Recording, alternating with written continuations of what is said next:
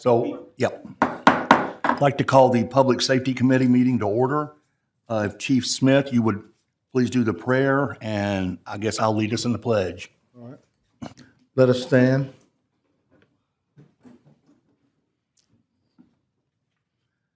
Our God, our Father in heaven, we gather ourselves before you today, God, thanking you for life, for health, for strength. Thanking you, God, for all your many blessings. Thank you for the opportunity that we all have to serve this community. Bless us as we go forward. Lead us and guide us in the way that you would have us to be. Keep us safe from hurt, harm, and danger. Ask this in all blessing in your Son, Jesus' name. Amen. I pledge allegiance to the flag of the United States of America and to the republic for which it stands, one nation, under God, indivisible, with liberty and justice for all.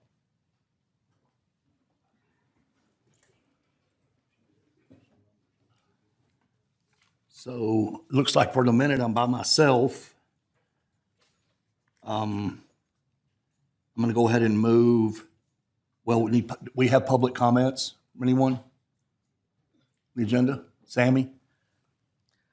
Hey, Jim. I kind of wish that somebody would get over there on Highland and Kings Highway, because there is a speed light camera that's not doing anything close to the Crestwell Elementary School. I think somebody may have damaged it or done something to undo it, and it's just ridiculous that it doesn't flash any numbers or anything like that. It's over on Highland and Kings Highway, and it's right close to the Wendy's restaurant. So that's for Columbia, that's for Crestwell Elementary? Yeah, it's close to elementary, Right. Crestwell Elementary. But, yeah. And the camera's not working? It's not doing anything. It doesn't light up any numbers, and somebody has tampered with it. It just sits there and does nothing. Okay. And I kind of wish, Mr. Dark, would that be a Blue Line solution question? Okay. I would really appreciate that. And also, I'm sick and tired of people zigzagging around crossing gates out there on Mansfield Road where West 62nd is. And I wish they'd put cameras up there to get every one of these people along the way that like to zigzag. I think we're working on possibly 2 speeding cameras per district. I'll have to get with the mayor, Mr. Dark, on that update. Weren't we still discussing some cameras that are mobile, speeding cameras? We have had some discussions about it, but have not implemented anything to date. Okay, thank you. Tim Huck? Thank you, Sammy. All right.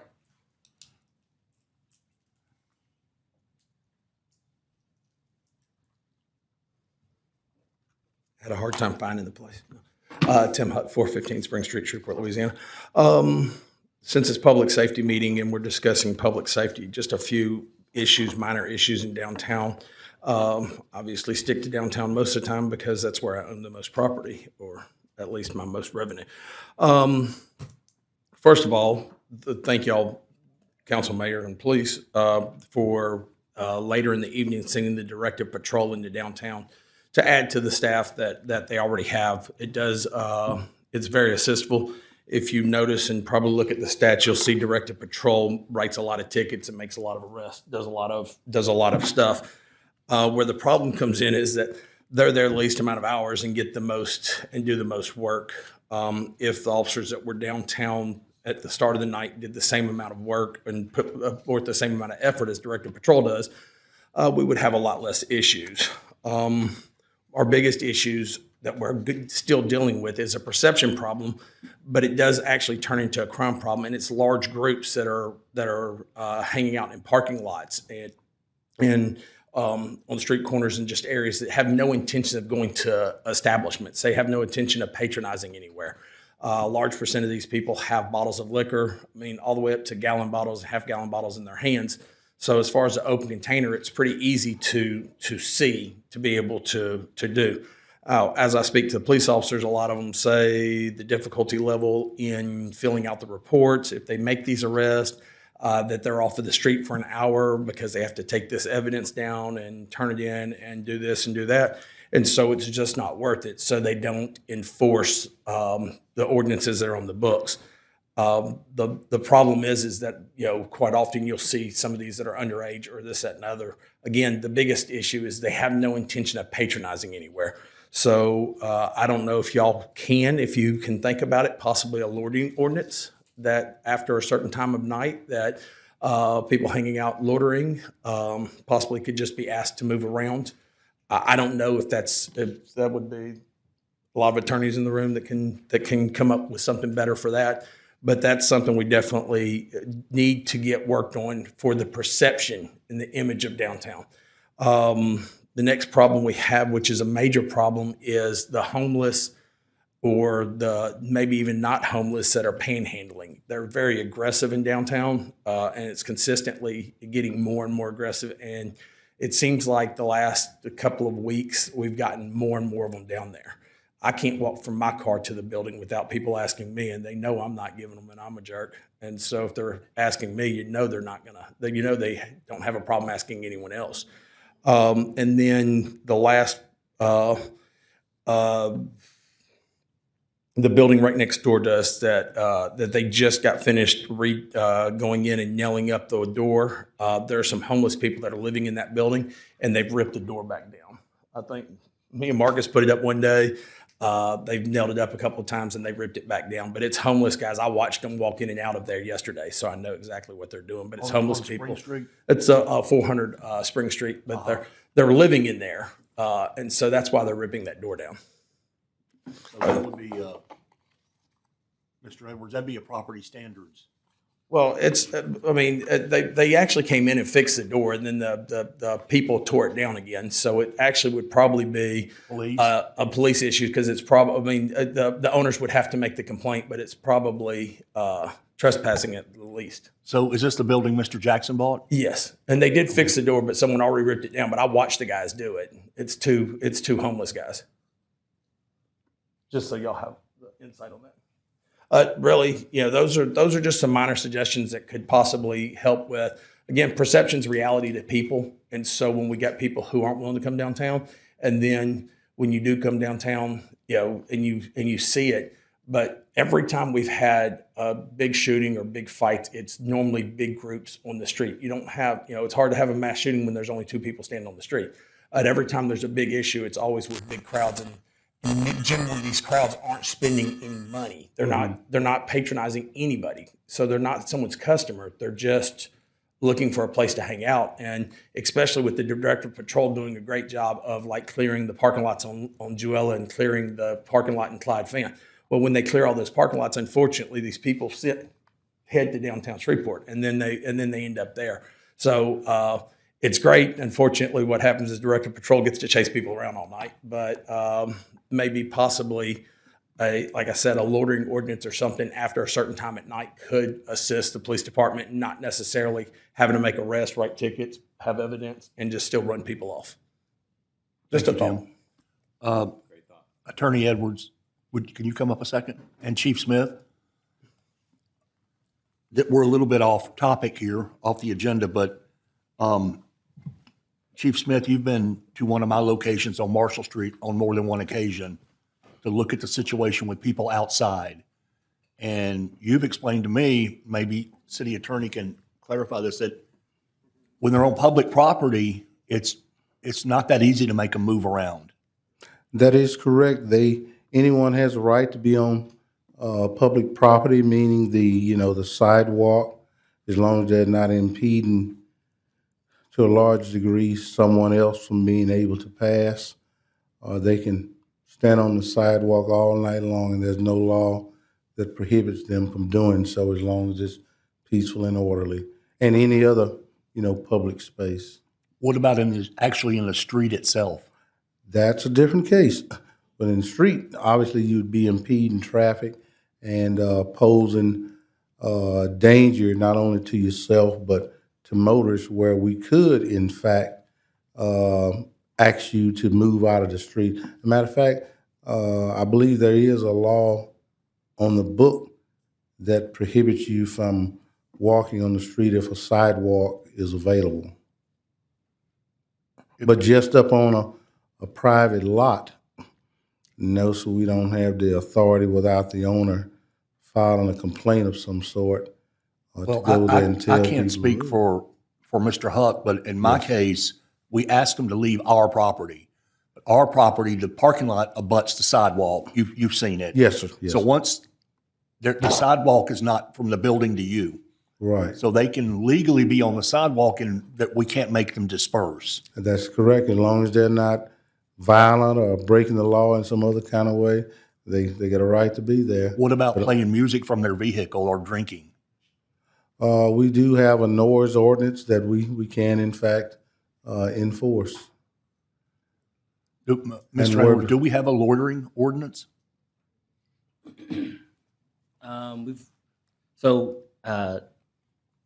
In the context that we've just discussed, no.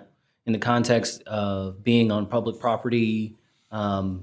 Now, a piece of your question involved drinking out in public. There are ways to address that, assuming there's reasonable suspicion of what's in the cup and reasonable suspicion of the age of the individual, those sorts of things. But it is illegal to do that. However, it can be difficult to determine, just a police officer walking by, if you're drinking out of a can, what is in the can, just with their eyes. But if they're drinking out of a bottle, that's pretty obvious. They're drinking out of a liquor bottle. I think that would establish a reasonable suspicion Okay. that there's So- something in it. I think what Tim is saying is there a way to cite them without having to take the manpower to arrest them? I think that becomes a discretionary move for the police generally and that particular officer, because if we're talking about one person in a parking lot by themselves, it's one thing. If we're talking about a great crowd, there's other factors that they have to determine what is reasonable and prudent. So what would that citation be, short of arresting them? Short for you mean for public drunkenness or Yeah, open or container, open loitering, container. yeah. Yeah. I mean, there's a list of things that they could consider in that scenario. Have y'all considered that, the police department chief? No, I not to that I think context. what we're touching on is we don't have the manpower to arrest them. It's got to be a prosecutable case to start with. Sometimes in policing, there's difficulty in determining whether the ends justify the means or not. Would you want to bog the courts down with hundreds of citations for drinking in public? Open container doesn't fit, to be frankly honest, because open container, you got to be almost in a vehicle on public property before I can cite you for open container. In situations such as that, where there's large crowds of people and many people consuming spirits and who knows what else, a riotous situation can easily erupt from going in, showing your presence for somebody drinking a bottle of beer. Is it worth it? Is it worth it to the public? I understand his frustration. I truly do. I truly do. And I do not honestly have all the answers to that. You have a question? Chief, if I may, Yes, sir. I understand that, yeah, it takes a little time. Yeah. I guess I'm on, hell. Oh, yeah. Takes a little time to get out of the car, engage. Even if a citation is not issued and we know that someone is in violation, I mean, can't we just inconvenience that person by taking that liquor and dumping it down the curb? I don't think I got the right to take your property unless this is evidence Well, for I, being used in a crime of which I need to document that I've arrested you, given you a citation. Okay, so- I can suggest all day that. but we know might that help we you have a to do. violation. I just choose not to issue you a ticket, but I'm not going to let you continue to drink in public. So you have a choice. I take the property, and if I have to impound it, I impound it. Yeah. But we're not going to impound liquid, as we well know. We'll impound the bottle, maybe, and yeah, that could be placing a burden on evidence collection. And I know that I'm I know that I'm kind of leaning towards the way we used to do it back in the day, is that we just remove the temptation from someone. Yes, sir. Yes. I choose not to take you to jail because it serves no purpose. But however, I am removing the temptation, and showing that I am here to enforce the law, Yeah. or to enforce the violation. I'm not sold on the idea that risk versus reward, in that we just let it go because I just don't want to be bothered, or it could result in somebody videoing me, or the situation taking a bad turn. And we all know in law enforcement is the officer very rarely determines the outcome of an engagement. Right. The engagement is always typically always at the hands of the person being engaged. You decide how it's going to go. Right. It can go south or it can go Absolutely. happily. Absolutely. Anyway, that's just my thoughts. Absolutely. Tanya, can we pull up the picture from Texas Street from a few weeks ago?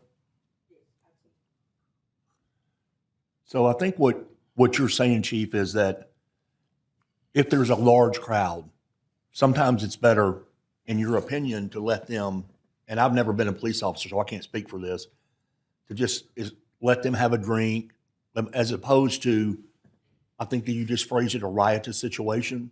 If an officer was to walk up into their crowd. That could easily happen.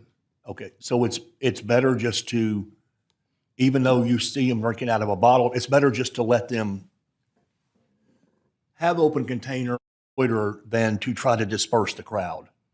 I'm saying it's sometimes it's better to evaluate the entire circumstance, Right. what's happening, what's involved, what could possibly occur from it, and make your decision based on all of the circumstances involved. Okay, so I'll never say, just completely allow somebody to break the law in your presence. But you got to evaluate the entire circumstances, not just be so focused in tunnel vision on one piece that you miss the big picture. okay. Are there four police districts in the city? The city's divided up into 4 districts? That is correct. Well, 4 areas, Areas, and districts, about 12 or 13 districts. Okay, I meant areas. There's 4. Right. On any given shift, not how many people are in uniform, how many people are actually on patrol that answer a 911 call? You're asking how many? How many officers are on patrol that, I don't mean like Officer Bordelon or Deputy Chief White. I don't think, y'all probably aren't going to 911 calls. Are you? I mean, officers in a patrol car that are going out to answer a call.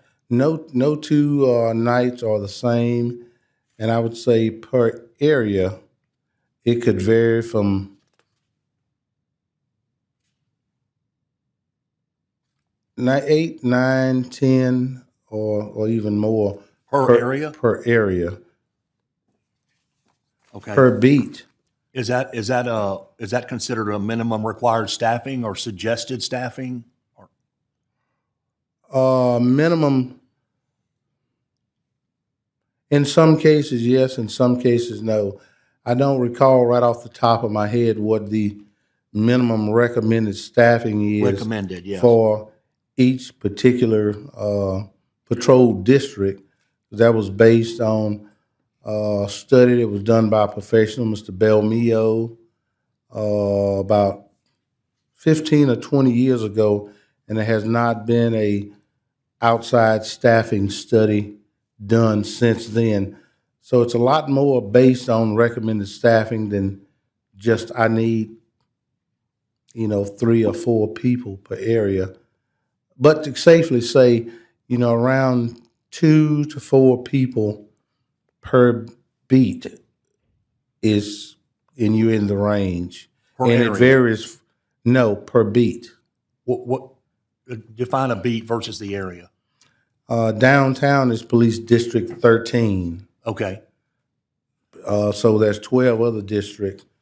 Each district, for the most part, at a bare minimum recommended would be around 2 people plus per beat, based on the demand per service, and obviously the different. so recommended staffing would be a minimum of 2 per beat, and we have 12? So that would be that'd be 24 officers on duty at any one time? We have 13, but you're close. Yes. Okay, 26. Yes, sir. Okay. So I don't know if the picture's going to get pulled up or not. That was up there. Okay, I got a call from this business owner about, well, I told them they could leave the captions out because that's from social media, but that's Texas Street at Pierre Avenue on a Sunday night. I know you're already aware of this, about 4 I weeks am. ago. I am. The business owner called and waited, I think he said, well over an hour. I asked you about it, and you said you had 3 officers in that area that beat, whatever terminology we want to use, and 2 of them were at the hospital. That's And right. so you literally, they drove from a neighborhood reunion and they blocked all of Texas Street. They turned it into a party, Right. and you only had 1 officer that you could send at that time. Is that correct? Best as I can recall, we had no officers available Oh, you had none? to send at that time because they were tied up on other assignments. Okay. So that being said, we're not supposed to talk about the number of officers we're short anymore, but we are. And this, well, it's gone now, but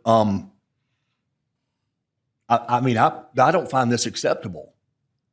When a crowd can literally take over a city street and we don't have anyone to send. I mean, do you have any suggestions? We often pull people in a dire emergency, a life-threatening situation. We will pull people from adjoining areas if they are available to go outside of their assigned patrol area. I got the same call that you did, and I made the calls personally myself to see why have nobody been dispatched there. And I was advised, as you know, when I called the owner of that business back, as soon as someone gets available, we will send them that way. But no one is available at this very moment. And even, look, I mean, I get it. I mean, we know what minimum staffing is. And Yes. we know that the supervisors that are responsible for developing staffing for their districts, the areas, they know exactly what they need for safety, security of other officers, and so forth going out. And we know that there are times when they don't have that, and we hire back. Right. Correct? That is We correct. just ask officers, look, you want to work an extra shift, so forth. So we have that, at least that minimum staffing for not only citizen safety, but officer safety as well. Right. Okay. In this situation here, I mean, I get it. I agree with Councilman Brooks is that, in a perfect world, this is unacceptable when people have the opportunity to take over. I mean, we saw this in the past with cruising at Jewella and Greenwood and on and on and on. We Right. get it. It was because we used directed enforcement at a specific time to actually start eliminating that. But I want to bring up that let's just say we had an officer free and 2 officers free. There's really not much. And you're talking about risk versus reward. We realize that in a perfect world, we would have enough staffing. But we're not living in a perfect world. We're not living in the amount of officers that we really need to patrol effectively. And so all we would be asking for officers is just boots on the ground, visual assessment, and if anything gets out of hand, then we need to deal with it then. I'm with But you. if it's peaceful, regardless I'm if with it's illegal, You know, if it's peaceful at the time, I think that's what you're somewhat alluding to, is the fact that I'm not going to place my officers unless there's a crime against a person, the person's being pummeled or raped or something of that nature, then obviously we are bound by duty to get involved and make an arrest or do whatever we can. But if things are relatively peaceful, then sometimes we don't have an option. Sometimes Right. we are tasked with Right. just monitoring the situation. Yes. And then if anything does get out of hand, either take action, request backup, and then, of course, you know that we're going to get that backup from officers that are on lower priority calls Absolutely. and the outside agencies and so forth. So I don't want to minimize. I understand what Councilman Brooks is getting at, is that obviously in a perfect world that is not acceptable, you know, for a group to take over a public thoroughfare and block public entry and exit. And I'm not asking you to have a solution, because oftentimes every day is a different scenario, a different case. And really, I think the best that we're going to be able to do is just try to recruit more officers. Well, trust me, if there would have been officers available to send, they would have been dispatched there.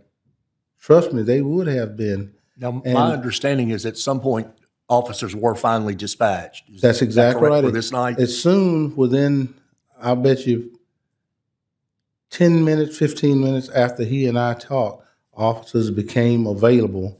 And matter of fact, when I called back to check with that owner, he says, I see officers driving up on the scene at that very Do time. you know off the top of your head how many officers sent for that crowd? No, so dispatch would have sent everyone available in that area to that event. Because what Councilman Talaferro, I agree with, you can't just send one or two officers to that. Oh, no, absolutely not. Well, Right, they would be at risk. That's a lot of people. That's all the way to Linwood. following the demise of Officer DeValley, it became a standard practice across the United States that any call, at least 2 officers are sent, no matter how minor the call may be, at least 2. Once again, I'm not a police officer. I don't think 2's enough for that.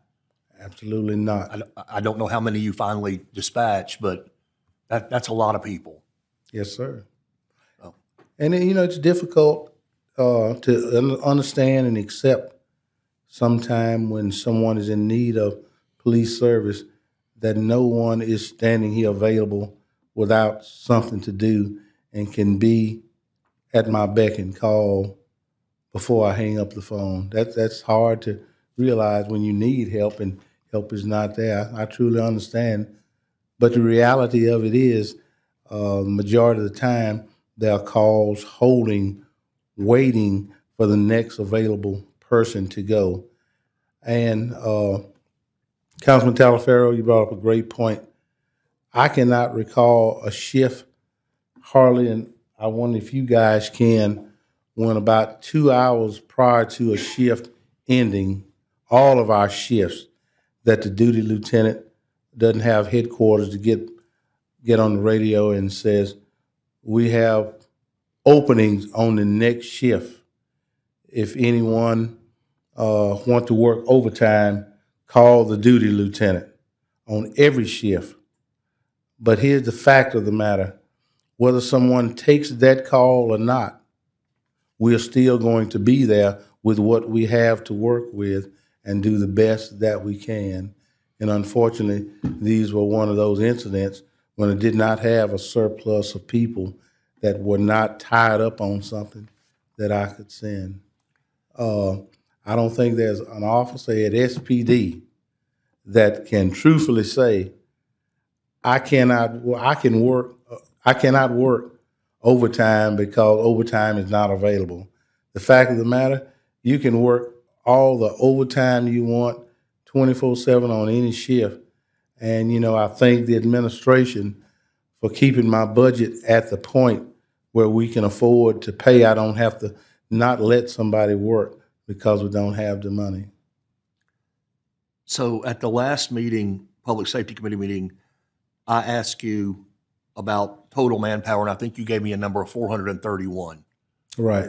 Is that's uniform service division, all uniformed officers? That's the complete police department. Everyone is sworn, Okay. no matter where you're assigned. But in 13 districts, we have an average of 2 to 3 beats or districts, however you phrased it, per shift.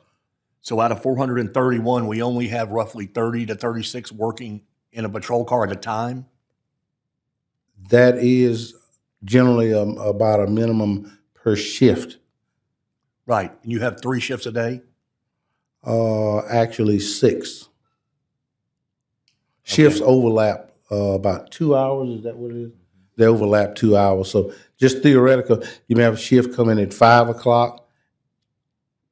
Of that 30-some people. 30-something people, Another right. one shift gets off, then another one comes on 2 hours later. So in other words, we have A, B, and C shift. A has 2 shifts that overlap. B has 2 shifts, and C has 2 shifts. So respectively, 6 shifts. Okay. So you always want the Six- most people that you can Right. available on the street at the time. So that's how you. So that six overlaps. 6 times 30 would be 180 officers with the overlap, give or take. I'm not holding you to a specific number. In ideally, yes, but Okay. there's never an ideal situation because of obvious things: days off, sicknesses, illnesses, training, military leave, vacation, comp time requests. There's never an ideal day. There's other variables to be factored in there also, But- besides training. Let's just say you're fully staffed, the 6 overlapping shifts at 3 patrol officers per shift, that's 180. The 431 minus 180, where are the rest of them? And you're just talking about patrol. There are other components. I'm talking about the 431 officers in the police force. I know exactly what you're talking Yes, about. sir. There's other components of patrol. It is not just the officers you see in the patrol car. There is the traffic bureau. There is staff. It's a whole lot of other branches to that. It is not just the ones you see out in the patrol car. But those are the ones the public asked me about, the patrol cars. They're not asking about staffing, or I think you and I have touched on the subject of why do we have a fully commissioned officer with a badge and a gun standing behind a window at the ABO office? Could that officer be in a patrol car, or those officers? That one that you see is also, as you well know, the one that goes out and inspect places that's going to sell liquor and issue citations where a civilian person would not be able to do that. That's The the person enforcement that part is of on, it. that is the person that's on call. And that person serves a dual role. They're also part of an intelligence team. They respond out on SRT calls. Everybody serves a dual or triple duty. That is not the only thing that person does. Okay, so you feel like that person, a certain part of their duty is to be in that office behind the window. They have to. They have to? Yes, sir. That seems like an administrative role to me. They have a desk there. They have research to do. All the applications come in. They evaluate. It is a lot more to it than you see. Okay. I'm sorry, Jim. It's all right. Probably, Chief, your key component here is that I think Councilman Brooks was asking about the staffing, and of course, when you give us the numbers of 400 plus, I mean, we know that these are sworn post-certified officers. Right. That not all of them are on the street. That is A lot correct. of them are in supportive roles, investigations, CSI, and the list goes on. Everything that we do investigation-wise, or administrative wise that has to do with criminal or legislative or issuing of citation, issuing of permits and so forth, Right. usually has a gun and a badge behind it. Right. Right. And so I think, obviously, the questions that we get a lot is that, where are the officers on the street? And we know because, well, I have the privilege of knowing because I've been there. Yeah. But a lot of people just don't. They hear 400 plus, they thinking they should all be on the street. I think the good thing about it is most of them are at any one time of their daily occupation as a cop, whether it's investigation, CSI, and so forth. And at any one time, these officers are, because they are post-certified, they are bound by duty to actually engage in any criminal behavior that they may see. So it's not like they're just obviously riding around focused on one thing. They are out there, obviously, like firefighters and so forth. The firefighters off duty making a grocery run, or not on duty making a grocery run, and a fire breaks out, they're sure as heck not going to pass it by and let somebody else handle it. So anyway, I just want to make that distinction. I do have some other questions regarding the agenda, so whenever we get- Before you get to that, please turn around and look at your backside. way to go, Chris. Please turn and look. And I think I may have shown this to you before. Yeah. This blood splatter, as you may describe it, is what I call an SPD mess. Every circle that you see there is a function that SPD provides to our community, where there is a person or multiple people that's there. This is what the community expects. Read it for yourself. Anytime you take away one of those spots to increase another spot, you have taken away a service to our community that's active every day. So it's a juggling act. I know you say, where are the patrol officers, but the majority of our staff is in USD. But all of these functions are very, very important. Well, So it's look at it's it, not study it's it. not just me. It's not me saying it. It's the calls I get. Why did it take 30 minutes to respond? We don't have to revisit the Texas Street thing again, but why? Because you obviously had to send quite a few officers to that. Right. It's the people asking me what they don't. I know. They're probably not interested in reading that. They just we have 431 officers, and the perception is that most of them should be in a patrol car. Yeah. Now, maybe they're wrong. Maybe I'm wrong. It's lack of understanding. Clearly, the public probably doesn't understand all of the roles and functions that we play. And, I hope people will want to be educated and have a better understanding of your police department. This is just a snapshot that we came up with to help you understand how we just divided all over the place. But it's a necessary function that you see. All of those are important in our efforts to make our community safe. Do you feel like any of those positions could not be handled by a post-certified officer? But could they be administrative, or do they all need to be a certified police officer? We have already done that in the last couple of years. We have hired more civilians. We are hiring back retired police officers on a part-time basis. Very few, if any, of these are staffed to their staffing recommendation because of the demand for the service is in our community. Everyone is working short. Everyone. How many patrol cars do we have? I can tell you exactly. I'm so glad you asked. Pardon me for a second.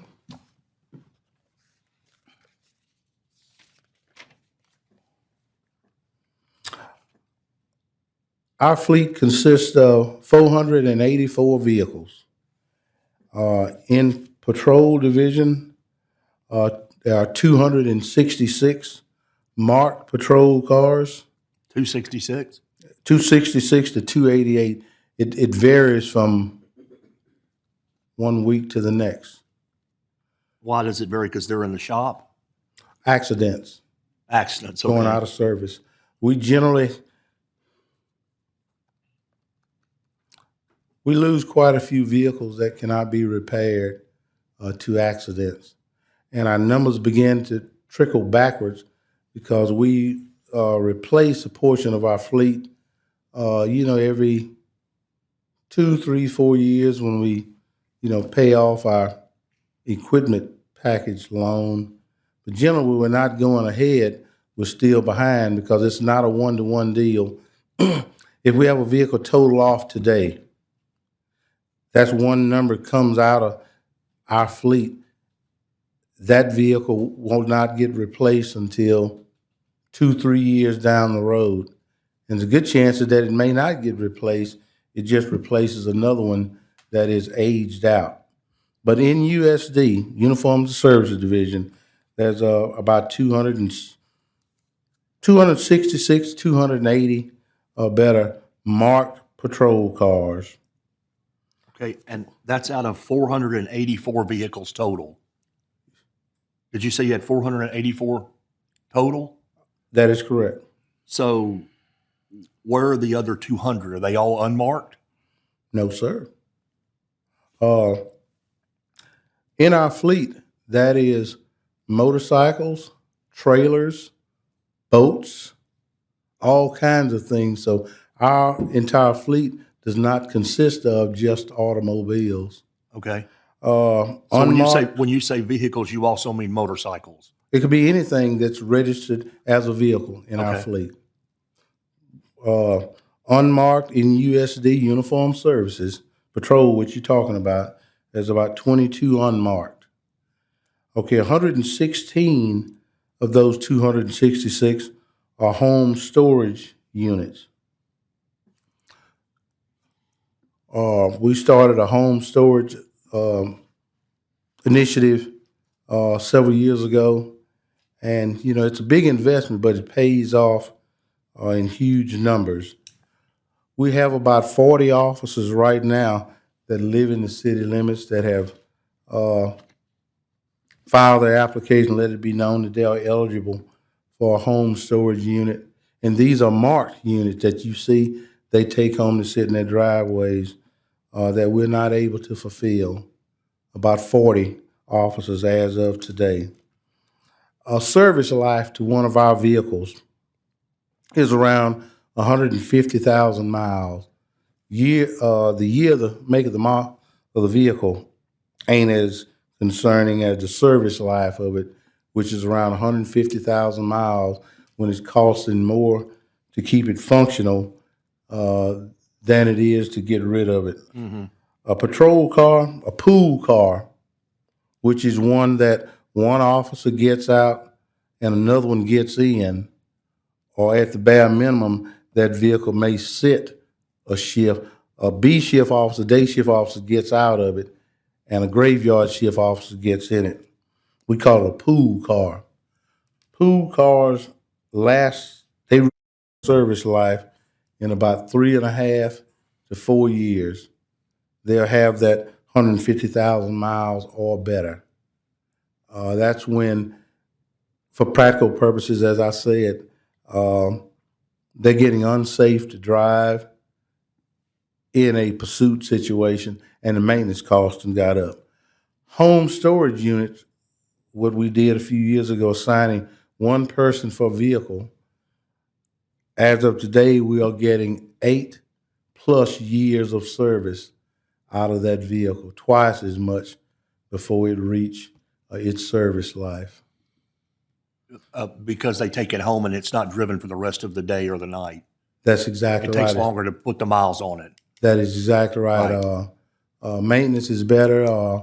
Condition of it is kept better. It's one person per vehicle. So the unmarked vehicles, is there a reason that we have so many? I mean, I understand yours, but how many officers have an unmarked vehicle?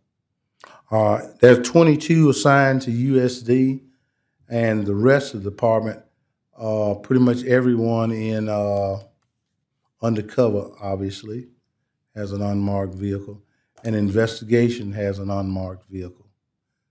And the reason being they're cheaper. But if you serve in an unmarked capacity or investigation, you do not get assigned a PPE, a police pursuit vehicle, which is 1.5 times more money to buy. You assign just a regular vehicle like anybody else would buy off of the shelf. So that would be Is no it need. 1.5 times more for the lighting and No. a computer and whatnot?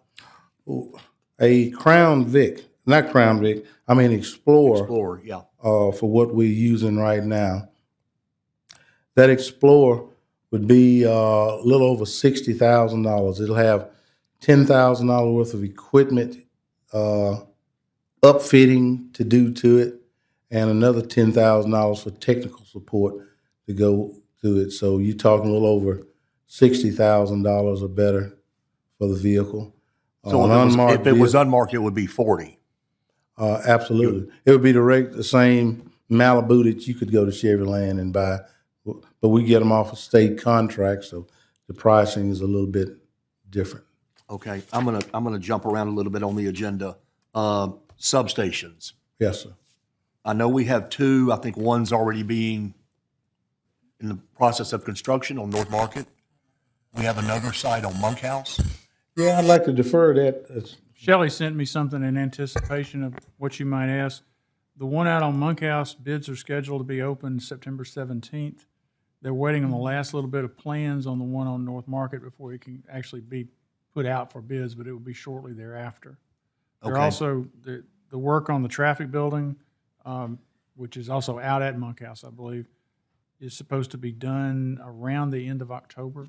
When did you say the Councilman Monkhouse? Brooks. When did you say the Monkhouse was supposed to start? Councilman Brooks. Supposed to be Yes. bid We- September 17th. Give me a second, Mr. Dark. We are still in public comment, so we have to close that portion out first before we address the agenda items. We want to make sure we don't miss any public comments.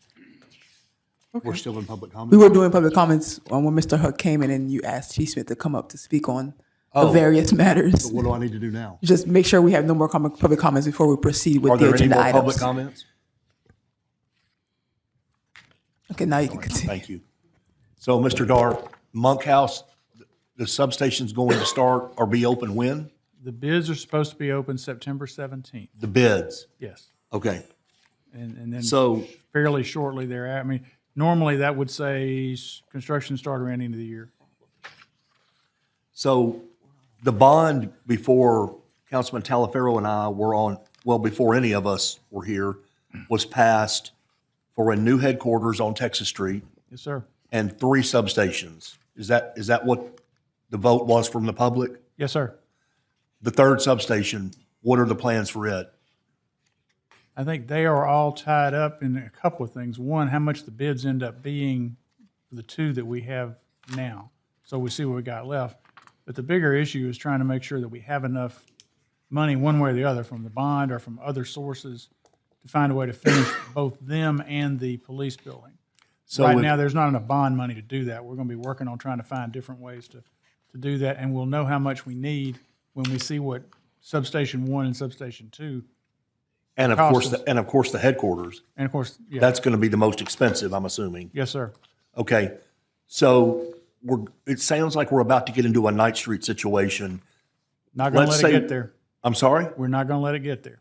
Okay, We will be, once we get better handles on what we need, we will be presenting you a plan to get that money next year so that you don't have to have delays in doing all this.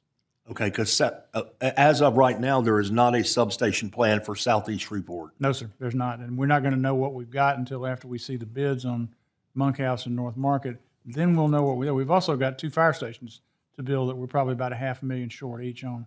Out of that bond money?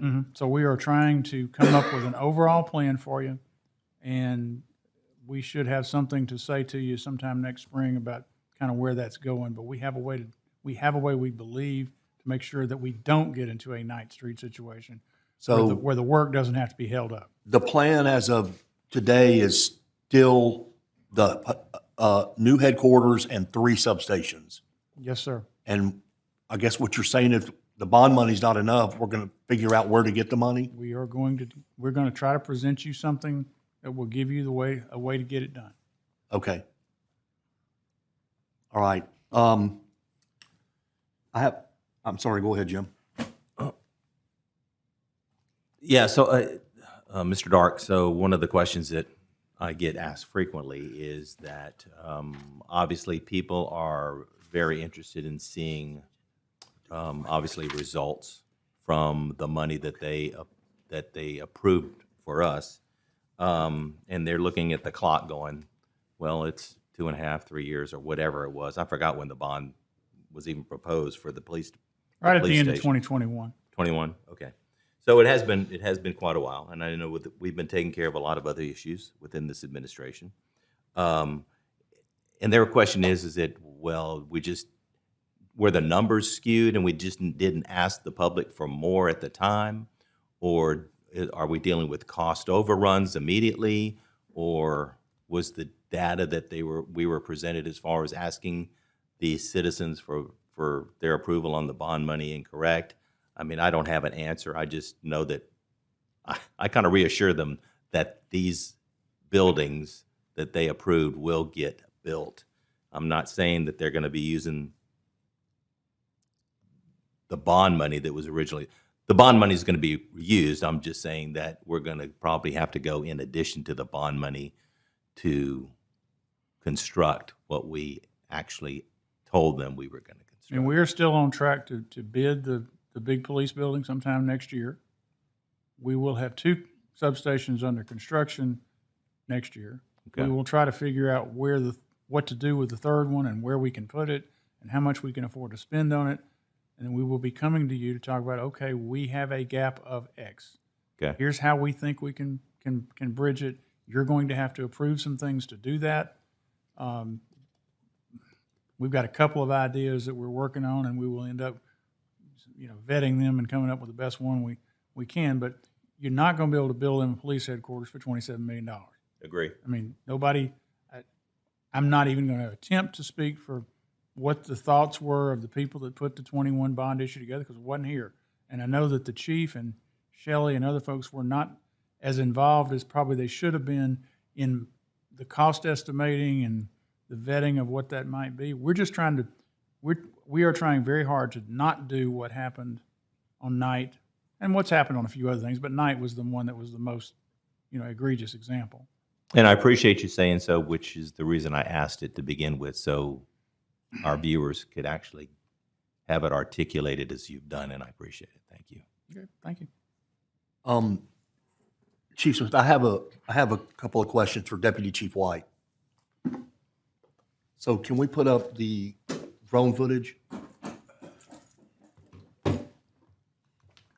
Good afternoon. So, hello, Deputy Chief, how are you? Fine, how are you, sir? A few weeks ago, I did a public information request, and this is exactly how I worded it.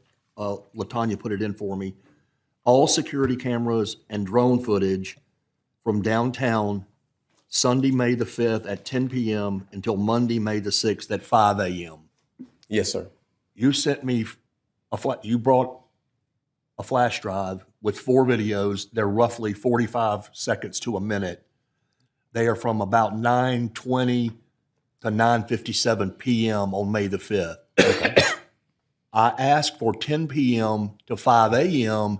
and your response was, that's all you have. That's correct. So did we turn all the cameras off at 9:57? No, sir. As a matter of fact, I received your email on June 3rd, 2024, your original email. I'm not the custodian of the drone footage, of course, or any other security footage. I sent that out to the Real-Time Crime Center and also to our drone coordinator. Excuse me. I'm recovering from a sickness, so I apologize. My voice is a little shaky. That was sent out. And actually, the event that you were asking about was from May the 5th, 2024. You said May the 5th, 2024, and also to May the 6th, 2024 at 5 a.m., I believe from 10 p.m. to 5 a.m. Correct. The Real-Time Crime Center responded back. They did not have any video from that event. Those cameras, those security cameras in the downtown area, if those incidents aren't tagged within 3 to 5 days, those videos are gone. They're not there. They're not there. That footage isn't there indefinitely. And I received your request on June 3rd, almost a month after the events took place. I also sent the information, made the request through my drone coordinator, and the footage that I provided was the footage that we had, and I provided everything that we had. So I think there's roughly 4,000 to 5,000 people at or around this event. And after 9:57 at night, the event did not end till 11. You can see the crowd. You're saying that I requested the footage too late and the footage is gone? The footage on the video cameras that are downtown, on all of our security cameras here in the city, that data isn't kept indefinitely. It's there for 3 to 5 days if it's not tagged. If it's tagged as evidence, we tag it, it's there indefinitely. But if it's not tagged, it's after 5 days, it's no longer stored. So, if I may, Chief, what? Okay, if an incident occurs during this time, Which they did. okay, if an incident occurs during this time, regardless of the location, and we're only saving video 3 to 5 days, I'm concerned that this is not enough time for storage of a video. How long do we store our dash cams? Dash cams. Our retention policy, we basically keep our dash cam video and in-car video. We keep it 2 years. 2 years. I believe it is right off the top of my head. If it's not tagged, Right. so for it's an just investigation, everyday car evidence. video, Yes. everyday traffic stops, everyday Yeah. calls for service Yes, sir. is stored because we have cloud storage. Yeah, well, we're working towards cloud storage with Axon. We have servers. Right. Okay. Yes. So we have storage capable of storing my dash cam in my unit for 2 years. And why do we save it for 2 years? That's our policy. Just a policy? Yes. This- Because Go ahead. yes, I'm go sorry. ahead. Yes, sir. No, so the policy is a good policy, but it's because you never know what's going to happen between today and 2 years from now, lawsuit-wise, investigation-wise. I'm not pointing fingers at this, but I am raising the concern that we are not storing this kind of video, which has individual actions that may be needed to be looked at down the road based on an investigation. And I don't know to tag it yet because my investigation as an investigator hasn't led me to that point. And so you're saying that as an investigator, if I develop evidence based on testimony that I need that video from a certain time, and because our policy is that we don't keep it 3 to 5 days, I'm just out of luck. And I have to go corroborate my evidence someplace else. Well, we've been really successful using the Real-Time Crime Center. Our investigators. Oh, yeah, I love it. Once an incident happens, we immediately contact the Real-Time Crime Center. They're actually tied into the CAD system, so they're receiving those calls as well. They immediately begin watching those cameras to determine if there's anything of evidentiary value. So the way we have things set up has been very successful. You can see by the clearance rate, those cameras at the Real-Time Crime Center have really been very instrumental into that. When it comes to video storage, there are things that we can take a look at, but as you well know, when it comes to crime cameras, there are privacy issues that many citizens have voiced concerns, not only in this city and other cities, in reference to the amount of time this video is held. Well, but our cameras are private property. I mean, we own it. Absolutely. So therefore, and we all know that once I enter the street, that my expectation of privacy is nil. Absolutely. Right. Yes, So sir. I have no recourse with the police Yes, sir. department going, you're violating my privacy, or I wish this. I mean, look at YouTube or look at Facebook or any of the social media.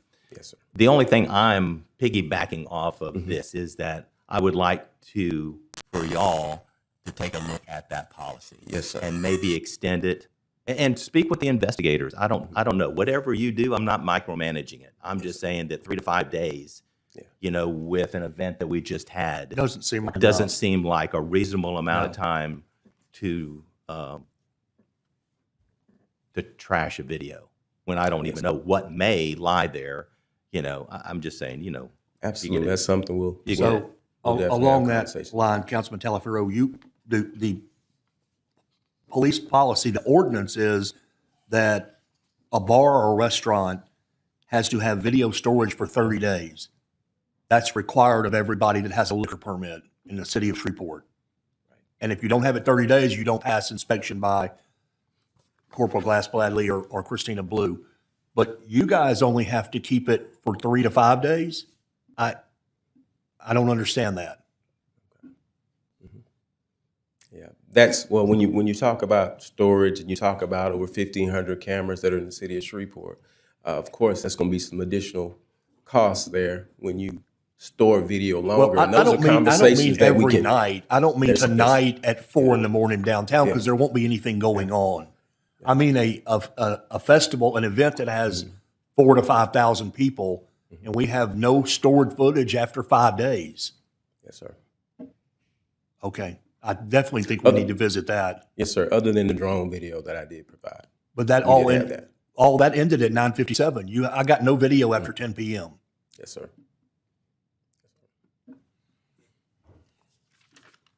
Okay. I think I'm about done. I did have one question for Chief Reese. Here.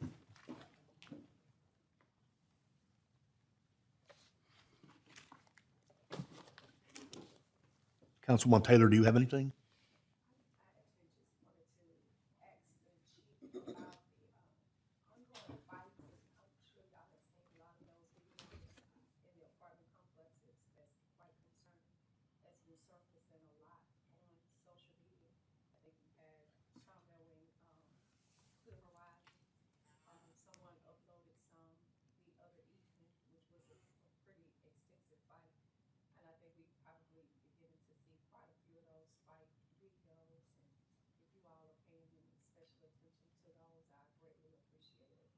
Absolutely. Clear Horizon?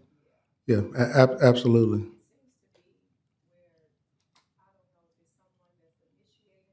Fights or planning these particular fights that are occurring at these various,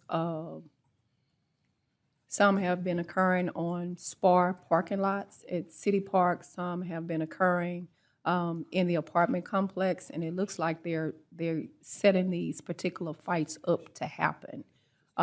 If you look at the video footage that's been surfacing on social media. But it's quite concerning because a lot of the fight it encompasses females that are doing a lot of the That is fighting. correct. It's quite disturbing to see, especially with the number of people that are filming this. So I'm sure y'all probably have that in your in your coffers as well. Okay. Yeah. Thank But you, I ma'am. mean, thank you all again for the response from Human Harmony. I'm sorry I didn't hear the rest of the meeting, but thank you all for everything that you all did as far as protection was concerned. And arrests have been made from New Horizon. Oh, good deal.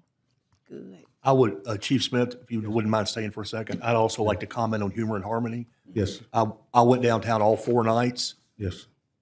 walked from Robinson Film Center to the Dome to under the bridge, felt very safe.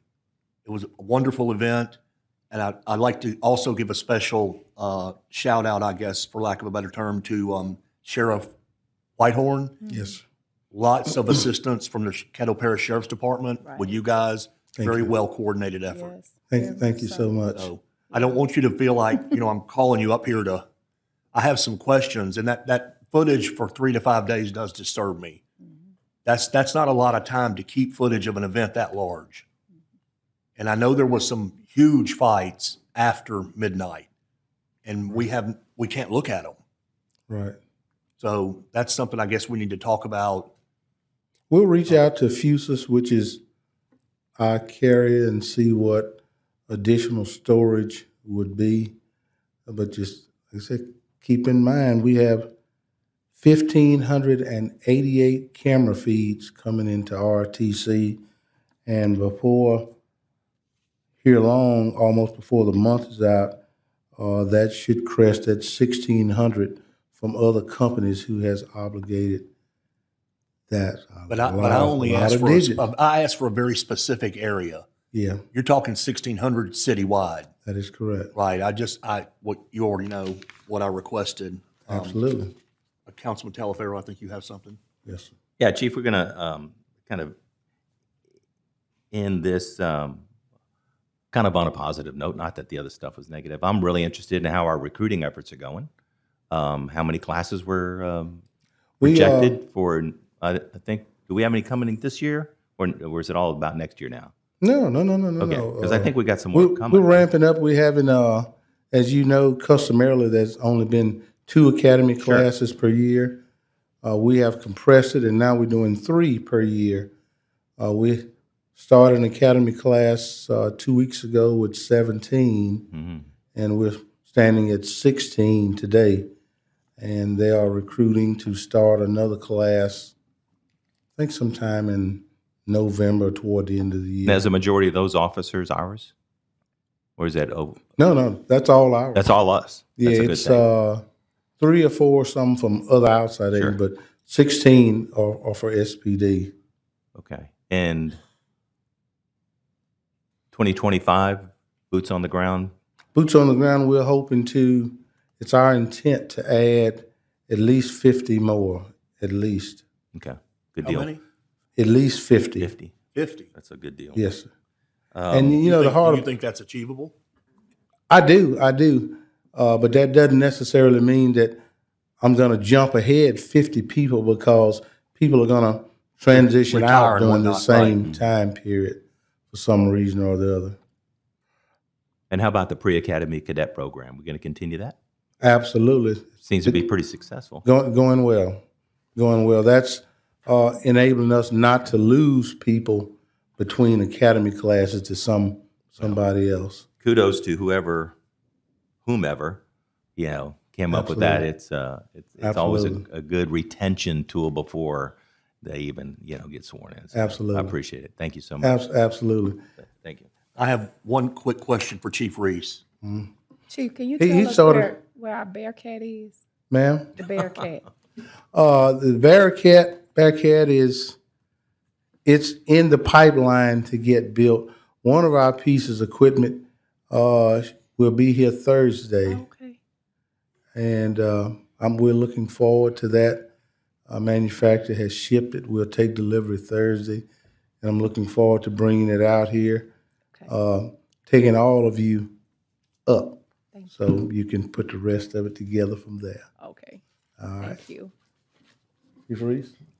Chief Reese is going to tell you about, they started a new academy too with, I think, 34, and it was around 34 that didn't make police officers. And I wondered where they all went all of a sudden. They just walked across the hall. I think they walked Yeah. across the hall. He wishes. I'm sure that's the issue. Isn't that it? Everybody's jumping up and down to be a police officer. Speaking of staffing, Chief Reese, that's what I wanted to ask you. How many firemen would you have at full staff? In the firefighter rank, just firefighters, 170. Right now, we have 35 per shift, so we're roughly about 65. Still down with academy class with 35 people in it right now. It was 37. We have lost a couple as of right now, but our recruiting efforts are going well, and really the cap in where we stopped our academy class is about as many as they can accommodate right now. And in your class right now, you have 35, give or take? 35, of course, due to the incentives for lateral transfers, there were about 5 or 6 of those. So they came from other departments or from a fire college with all of the certifications. And their academy is only about 4 weeks versus the 6 months for other individuals. The transfers? Yes, they're transfers. Okay. They'll be coming out. We'll be making a trip to Kilgore College here within the next 2 weeks. They have classes of about 40 people in them, and we will be doing some more recruiting efforts at Kilgore College to see if we can bring some of those along also. So as of today, you're 65 short? Roughly just And you have 35 in?